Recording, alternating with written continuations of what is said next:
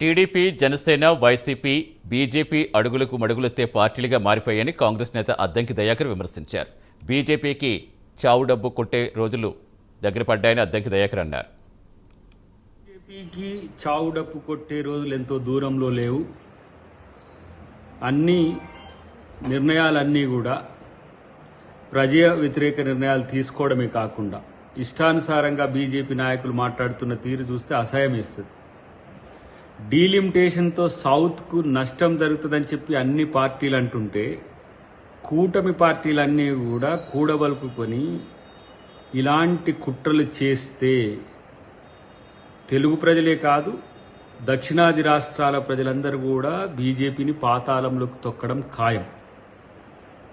ఇక్కడ ఉన్న సొంటకాయ బీజేపీ నాయకులు మాట్లాడుతున్న తీరు చూస్తే ఒక రకంగా ఎంత అవగాహన లేని పరమానంద శిష్యులుగా కనబడతారు.